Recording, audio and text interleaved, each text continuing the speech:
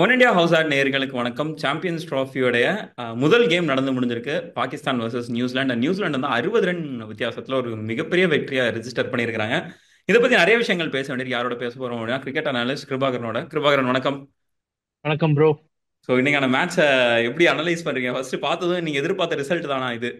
கண்டிப்பா Pakistan Pakistan versus New Zealand. New Zealand already இந்த try சீரீஸ்ல டாமினேட் பண்ணியிருந்தாங்க. ஸோ நியூசிலாந்து வின் பண்ணுவாங்கன்னு தெரியும், பட் இவ்வளோ பெரிய டாமினேஷன் இருக்கும் நான் எக்ஸ்பெக்ட் பண்ணல.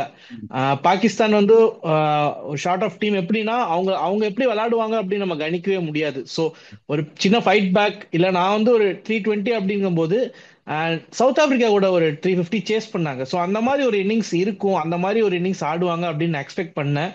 பட் ம். இது கம்ப்ளீட்லி நியூசிலாந்து ஒரு ஒன் சைடட் மேட்சாவே ஜெயிச்சுட்டு போயிட்டாங்க. அப்படிங்கும்போது ரிசல்ட் எக்ஸ்பெக்டட் தான், பட் இவ்வளோ டாமினேட் பண்ணி வின் பண்ணுவாங்கன்னு எக்ஸ்பெக்ட் பண்ணல. Okay, cool. அதில் ரெண்டு முக்கியமான பிளேயர்ஸ் யாருன்னா, Tom Latham and will young. ரெண்டு பேரும் ரொம்ப ஈஸியாக, ரொம்ப இந்த கேம் வந்து ரொம்ப ஈஸியாக அணுகுன மாதிரி தான் தெரிஞ்சது. இப்போ மற்ற பிளேயர்ஸ், இப்போ டெவன் கான்வே ஆகட்டும், வில்லியம்சன், டேரி மிச்சல் அப்படின்னு சொல்லிட்டு மற்ற மூணு பிளேயர்ஸ் கொஞ்சம் அடுத்தடுத்து விக்கெட்டை இழந்தாலும், அதுக்கப்புறம் வந்து அந்த வில் யங் அண்ட் லாதம் ரெண்டு பேரோட பார்ட்னர்ஷிப் பயங்கரமாக எடுத்துட்டு போயிட்டாங்க. ஸோ இந்த பார்ட்னர்ஷிப்பை பிரேக் பண்ண முடியாததுக்கான காரணம் என்ன? எதனால இந்த ரெண்டு பேரும் இவ்வளோ ஈஸியாக விட்டுட்டாங்கன்னு நினைக்கிறீங்க? ஸோ ஃபர்ஸ்ட் பார்த்தீங்கன்னா, ஃபர்ஸ்ட் அந்த மூணு ஏர்லி விக்கெட்ஸ் விழுந்துச்சு. டெவான் கான்வே, கெயின் வில்லியம்சன் வந்த உடனே டிஸ்மிஸ் ஆனாரு. ஸோ அடுத்து டேரில் மிச்சலும் போயிட்டாரு. வில்லியன் வந்து ஒரு ஷார்ட் ஆஃப் பிளேயர். அவர் எப்படி ஆடுவார் அப்படின்னா, ஃபர்ஸ்ட் ஒரு இனிஷியல் மூமெண்ட்ல ஒரு ஸ்விங் இருந்துச்சு. லைட்டா நஷீம் ஷாக்கு கொஞ்சம் ஸ்விங் ஆச்சு, மூமெண்ட் இருந்துச்சு. ஸோ அதை நல்லா பார்த்து கேர்ஃபுல்லா ஆடிட்டாரு. அண்ட் மிடில் ஓவர்ஸ்ல ஸ்பின்னர்ஸ் நல்லா ஹேண்டில் பண்ணக்கூடிய one of the best New Zealand player அப்படின்னே சொல்லலாம். ஏன்னா ரீசெண்ட் டைம்ல இந்தியாவில் டெஸ்ட் சீரீஸ்ல நல்லாவே அந்த ஸ்பின் கண்டிஷன்ஸ்ல ரொம்பவே சூப்பராக ஆடினாரு. ஸோ பாகிஸ்தான்ல அவ்வளோக்கா ஸ்பின் ஆகல அப்படிங்கும்போது அந்த கண்டிஷன்ஸ்ல அவர் நல்லா பெர்ஃபார்ம் பண்ணார். இந்த ஒரு 15 ஓவர்ஸ் அப்புறம் விக்கெட் ஒரு சைடு விழுந்திருந்தாலும் இன்னொரு சைடு அவர் வந்து விக்கெட்ஸை விடாம பொறுமையா அந்த கேம் எடுத்துட்டு போயிட்டு இருந்தாரு. அண்ட் டாம் லேதமும் அதே மாதிரி தான். வந்த உடனே பெரிய ஷாட்ஸுக்கெல்லாம் போல ஆக்சுவலா அவர் அடிச்ச மாதிரியே தெரியல. ம். நான் ஜஸ்ட் ஒரு நம்ம நம்ம வந்து வில்லியங்க தான் கான்சென்ட்ரேட் பண்ணிட்டு இருந்தோம் அந்த மேட்ச்ல. வில்லியங் செஞ்சுரி கம்ப்ளீட் ஆயிட்டு அவர் அவுட் ஆயிட்டு போகும்போது டாம் லேதமோட ஸ்கோர் பார்த்தா ஒரு 70s 80s இருந்துட்டு இருந்துச்சு. டாம் லேதம் அடிச்ச மாதிரியே தெரியல, பட் டாம் லேதமோட ஸ்கோர் வந்து ஒரு 70 80s இருந்துச்சு. ஸோ இந்த ரெண்டு பேருமே எப்படி இன்னிங்ஸை பில்ட் பண்ணாங்க அப்படின்னா, ஒரு பெர்ஃபெக்ட் ஓடிஐ இன்னிங்ஸ் ஆடிட்டு போயிருந்தாங்க. ஒரு 3 ஏர்லி விக்கெட்ஸ் அப்படின்னாலும் அந்த ப்ரெஷரை ஈஸியா எடுத்துட்டு போய் அதை ஹேண்டில் பண்ணி அப்படியே எடுத்துட்டு போனாங்க. ரன்ஸ் வந்து இப்போ 35 40 ஓவர்ஸ் வரும்போது ஆல்மோஸ்ட் ஒரு 4.5 5 அப்படிங்கிற ஒரு ரன் ரேட்ல தான் ஆடிட்டு இருந்தாங்க. ம். திடீர்னு ஒரு லாஸ்ட் 10 ஓவர்ஸ்ல அடிச்ச அந்த ஸ்கோர் தான் இந்த 320 அப்படிங்கிறது. ஸோ எப்படி ஆடி இருக்காங்க அப்படின்னா, ஸ்லோவா இன்னிங்ஸை பில்ட் பண்ணி விக்கெட்டே விடாம கடைசியில ஒரு கடைசியில் கிளென் பிலிப்ஸ் மாதிரி ஒரு பிளேயர் ஒரு லாஸ்ட் 10 ஓவர்ஸ் கொடுத்தோம் அப்படின்னா அவர் அந்த ஜோனுக்கு சூட்டபிளான பிளேயர், அந்த ஜோன்ல அவர் விளையாடிட்டு போயிடுவார். ஸோ அந்த மாதிரி இன்னிங்ஸை வந்து லூஸ் பால்ஸ்ல பவுண்டரிஸ் அடிச்சுட்டு நிறைய டாட் பால்ஸ் ஆடாம ஸ்ட்ரைக் ரொட்டேட் பண்ணிட்டு அந்த மாதிரியே ஆடிட்டு போயிருந்தாங்க. ஸோ அதனால தான் செஞ்சுரியும் கம்ப்ளீட் பண்ண முடிஞ்சிச்சு. ஸோ நியூசிலாந்து வின் பண்றதுக்கு இந்த ஒரு பார்ட்னர்ஷிப், அந்த பில் இன்னிங்ஸை வந்து கன்ஸ்ட்ரக்ட் பண்ணதுதான் ஒரு மெயின் ரீசனா நான் பாக்குறேன்.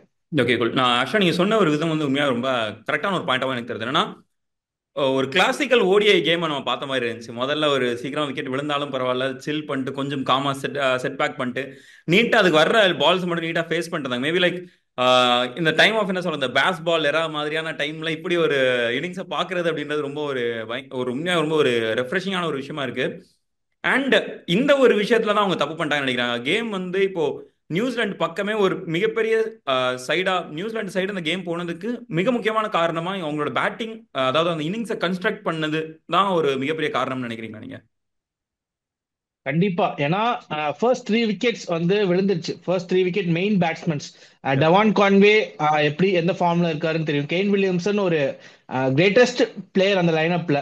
டேரில் மிச்சலும் அந்த மிடில் ஓவர்ஸ்ல அவரு தான் நியூசிலாந்துக்கு. அப்படிங்கும்போது இந்த மூணு பிளேயர்ஸும் இல்ல. வில்லியங் வந்து அவ்வளோ எக்ஸ்பீரியன்ஸான பிளேயர்ஸா கெயின் வில்லியம்சன், டேரில் மிச்சல் அளவுக்கு எக்ஸ்பீரியன்ஸா அப்படின்னு கேட்டா இல்ல. ம். அந்த இடத்துல ஆக்சுவலா ரச்சின் ரவீந்திரா இருந்திருந்தாருன்னா அவரு தான் டெவான் கான்வே கூட ஓபன் பண்ணியிருப்பாரு. சோ ம். அப்படி இருக்க ஒரு பிளேயர் கூட வந்து டாம் லேதம்க்கு ஒரு எக்ஸ்பீரியன்ஸ் இருக்கு. இந்த ரெண்டு பேரும் சேர்ந்து இந்த இன்னிங்ஸை வந்து அதான் 3 விக்கெட் விழுந்த அப்புறம் அதை கன்ஸ்ட்ரக்ட் பண்ணி நீங்க சொன்ன மாதிரி தான், நான் முன்னாடியே மென்ஷன் பண்ண மாதிரி ஒரு பெர்ஃபெக்ட் ஓடிஐ இன்னிங்ஸ் இப்போ 2016 அந்த டைம்ல, அதுல அதுக்கு முன்னாடி ம். இருக்க காலகட்டத்தில் ஓடிஐ கிரிக்கெட் இந்த மாதிரி தான் விளையாடப்பட்டுச்சு. இப்போ நீங்க சொன்ன மாதிரி பஸ் பால் இந்த மாதிரி நிறைய T20 கிரிக்கெட்டோட இந்த மாடர்னைசேஷன் ஆஃப் த கேம் அப்படிங்கறதால ஓடிஐ கிரிக்கெட்னா எப்படின்னு நிறைய பேர் மறந்துட்டாங்க. பட் இன்னைக்கு வந்து அந்த ஓடிஐ கிரிக்கெட் எப்படி விளையாடணும் அப்படிங்கறதுக்கான ஒரு சாம்பிள கொடுத்துட்டு போயிருக்காங்க. ஸோ இந்த ரெண்டு பிளேயர்ஸும்.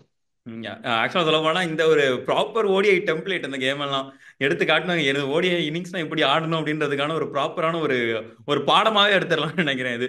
அண்ட் நெக்ஸ்ட் உடைய பாகிஸ்தானோட பேட்டிங் வந்துட்டோம் அப்படின்னா, பாகிஸ்தான்லையுமே ரெண்டு ஏர்லி விக்கெட்ஸ் விழுந்தது. ஒன்று முகமது ரிஸ்வானா இருக்கட்டும், இல்லை சவுத் ஷக்கீலா இருக்கட்டும். முதல்ல ரெண்டு விக்கெட்ஸ் ஓப்பனிங் டக்கு டக்குன்னு விழுந்தாலும் பாகிஸ்தானால எதனால இந்த மாதிரியான ஒரு கேமை கன்ஸ்ட்ரக்ட் பண்ண முடியல. இப்போ நமக்கு பாபர் அசாம் இருக்காரு, அவருமே என்னன்னா ஃபர்ஸ்ட் ரொம்ப ஸ்லோவா தான் ஆடிட்டு இருந்தாரு. ஃபக்கர் ஜமானுமே ரொம்ப ஸ்லோவா தான் போயிட்டு இருந்தாரு.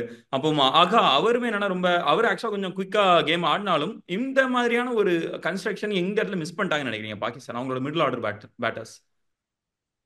ஸோ ஆக்சுவலா மிடில் ஆர்டர்னு சொல்றதை விட ஓப்பனிங்ல பவர் பிளேலே கேமை விட்டுட்டாங்க அப்படின்னு தான் சொல்லணும். ம். ஏன்னா டார்கெட் சேஸ் பண்ண வேண்டிய டார்கெட் 320, ம். ஆல்மோஸ்ட் மோர் தென் 6 ரன் ரேட்ல தான் அவங்க ஸ்டார்டே பண்றாங்க.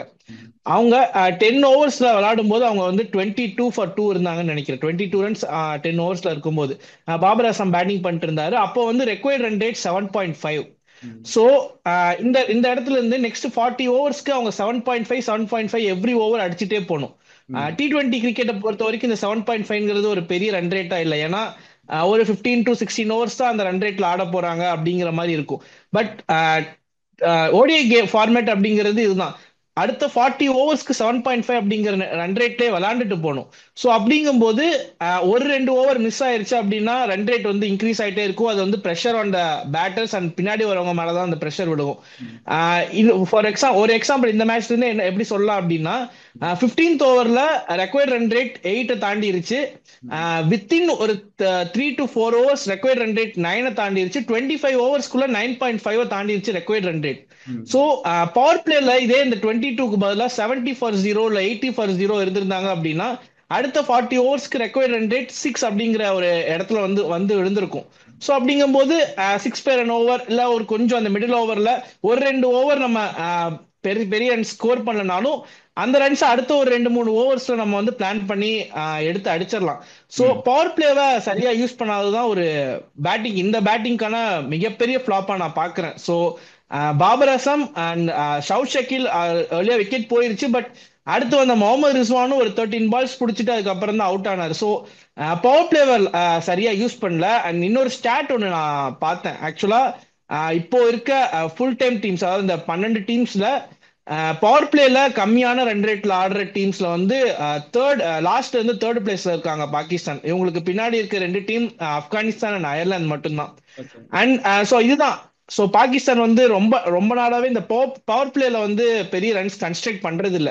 ஸோ ம். மேபி அந்த ரன்ஸ் ஒரு 22ங்கிறது மேபி ஒரு 50 இருந்திருந்தா கூட பாகிஸ்தான் இன்னும் அந்த இன்னிங்ஸை நல்லா பில்ட் பண்ணி கொஞ்சம் க்ளோஸ் டு டார்கெட் எடுத்துட்டு போயிருக்கலாம். ஸோ அங்கதான் அவங்க மிஸ் பண்ணாங்க. ஓகே, நெக்ஸ்ட் அப்படி கொஞ்சம் லோவர் ஆர்டர் போயிட்டோம் அப்படின்னா குஷில் ஷா வந்து பயங்கரமான கேம் ஆடினாரு.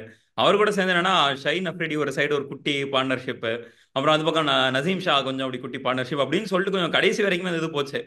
ஒரு கட்டத்தில் மேபி லைக் ஒருவேளை பாகிஸ்தானுக்கு சான்ஸ் இருக்குதோ அப்படின்ற மாதிரி எதுவும் தோணுச்சு அவங்களுக்கு at any point of the game? இல்ல எனக்கு வந்து ஆக்சுவலா நான் அந்த பவர் பிளே முடிஞ்ச உடனே நான் கேம் ஓவர் அப்படின்னு தான் எனக்கு தோணுச்சு. ஏன்னா ரெண்டு விக்கெட்ஸும் போயிருச்சு. மேபி ஃபக்கர் ஜமான் அவர் ஃபுல் ஃபார்ம்ல இருந்திருந்தாரு, அவர் இன்ஜுரி ஆகாம இருந்திருந்தாருன்னா கேம் எடுத்துட்டு போயிருக்கலாம். அண்ட் அதுக்கப்புறம் அந்த மிடில் ஆர்டர்ஸ் எல்லாமே ஒரு இன்டென்ட்டோட தான் ஆடினாங்க. நீங்க ஆகா சல்மான மிஸ் பண்ணிட்டீங்க. அவருமே ஒரு நல்ல நாக் ஒன்று ஆடிட்டு தான் போனாரு. ஸோ அதுக்கப்புறம் குஸ்தில் ஷா அவரை வந்து டீம்ல எதுக்கு எடுத்தாங்க அப்படிங்கிற மாதிரியான ஒரு கான்ட்ரவர்சி போயிட்டு இருந்துச்சு. அதுக்கு எந்த அளவுக்கு அவர் பேட்ல இருந்து ரன்ஸ் கொடுக்க முடியுமோ கொடுத்துட்டாரு. அதுக்கப்புறம் பேட்டிங் லைன் பாத்தீங்கன்னா ஷைன் ஷா அஃப்ரிடி, நஷீம் ஷா, ஹாரிஸ் ராஃப் கூட கொஞ்சம் பேட்டிங் பண்ணாரு. ஸோ டுவர்ட்ஸ் எண்ட் இந்த 320 டார்கெட் சேஸ் பண்றாங்க அப்படின்னா டுவர்ட்ஸ் எண்ட் இந்த மாதிரி பவுலர்ஸ் கேன் பேட் ஓரளவுக்கு பவுண்டரி சிக்ஸஸ் அடிக்க முடியும் அப்படிங்கிற ஒரு டீமை தான் வச்சிருக்காங்க. ஸோ இந்த பவர் பிளே இந்த டாப் ஆர்டர்ல வர பேட்ஸ்மேன்ஸ் தான் அந்த ரெஸ்பான்சிபிலிட்டி எடுத்து ஆடணும். ஏன்னா இங்க பின்னாடி பேட்ஸ்மேன்ஸ் ஆடுறாங்க அப்படின்னா மேல வர பேட்ஸ்மேன்ஸுக்கு அந்த ஒரு விக்கெட்ஸ் விட்டா பின்னாடி ஆள் இல்லையோ அப்படிங்கிற ஒரு கான்ஃபிடென்ட் இல்லாம இல்ல. ஸோ ம். அடிக்கிறதுக்கு ஆள் இருக்கு. ஸோ இவங்க வந்து ஒரு ரோஹித் சர்மா மாதிரி, ஃபார் எக்ஸாம்பிள் சொல்லணும்னா ரோஹித் சர்மா மாதிரி ஒரு இன்டென்ட் எடுத்து ம். ஆடினாங்க அப்படின்னா கண்டிப்பா இந்த டார்கெட் சேஸ் பண்ணிருக்கலாம் அப்படின்னு தான் சொல்லுவேன். ஏன்னா ம். நியூசிலாந்து வந்து 40 ஓவர்ஸ்க்கு மேல அந்த ரெண்டு ரெண்டு சைடு பால்ஸுமே ஓல்டு பால் ஆக ஆக தான் அவங்களுக்கு ரன்ஸ் வந்துச்சு. ஸோ ம். அதே மாதிரி தான் பாகிஸ்தானும் டுவர்ட்ஸ் எண்ட் ரன்ஸ் அடிச்சாங்க. நஷீம் ஷாவா இருக்கட்டும், ஷைன் ஷா அஃப்ரிடியா இருக்கட்டும், குஷிதா குஷிதா குஷ்டி ஷா கூட அந்த அந்த ஸ்டேஜ்ல தான் ரன்ஸ் அடிச்சாரு. ஸோ ம். அப்படி பார்க்கும்போது பவர் பிளேல இன்னும் கொஞ்சம் இன்டென்ட்டோட ஆடி இருக்கணும். ஸோ பவர் பிளே தான் ஒரு பெரிய மிஸ்டேக்கை நான் பார்க்குறேன். ஓகே. அண்ட் இல்லை அப்படி கொஞ்சம் இந்த பவுலிங் சைடு வந்துட்டோம் அப்படின்னா பார்ட் டைம் ஸ்பின்னர்ஸை வச்சு கொஞ்சம் சூப்பராகவே வித்த காட்டிட்டாருன்னு நினைக்கிறீங்களா? மிச்சல் சாண்ட்னர் கேப்டன் சாண்ட்னரா எப்படி பெர்ஃபார்ம் பண்ணியிருக்காரு இதுல?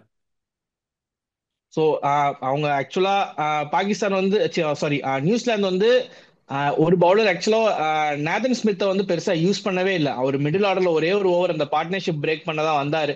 அது போக ரெண்டு மெயின் ஃபாஸ்ட் பவுலர்ஸ் பிரேஸ்வெல்ல யூஸ் பண்ணாரு. அவர் ஒரு 10 ஓவர்ஸ் போட்டாரு. பிரேஸ்வெல்ல கொஞ்சம் யூஸ் பண்ணாங்க அண்ட் கிளென் பிலிப்ஸை யூஸ் பண்ணாங்க.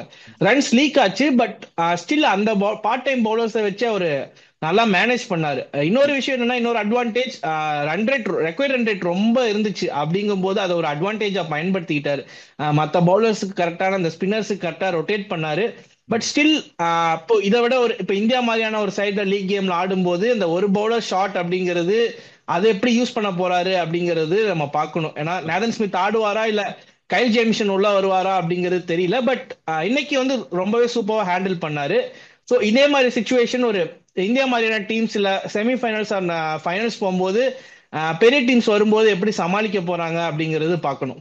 Okay, cool. ஸோ இப்போ மூவிங் ஃபார்வர்ட் பாகிஸ்தான் ஏதாச்சும் ஒரு விஷயத்தை சேஞ்ச் பண்ணாதான் அவங்களுக்கு அந்த செமிஃபைனல்ஸ் வந்து சான்ஸ் இருக்கு அப்படின்னு நினைக்கிறீங்களா? ஏதாச்சும் இந்த ஒரு பர்டிகுலர் விஷயத்தை வந்து அவங்க சேஞ்ச் பண்ணாதான் அவங்களால முடியும் அப்படின்ற மாதிரி. ஆம். ஸோ அதான் இந்த மேட்ச்ல என்ன ஒரு குறைன்னு சொன்னனோ அதே விஷயம்தான். கொஞ்சம் ஃபாஸ்டா ஆடணும். ம். சாயிம் ஐபை ரொம்ப மிஸ் பண்றாங்க. ஸோ அண்ட் ஃபக்கர் ஜமான் திரும்ப ரெக்கவர் ஆயிட்டாரு அப்படின்னா ஆக்சுவலா இன்னைக்கு வந்து அன்பார்ச்சுனேட்லி ஒரு ஃபீல்ட்ல இல்லாதனால அந்த ஒரு 16 ஹவர்ஸ் அவர் பேட் பண்ண முடியாம போச்சு.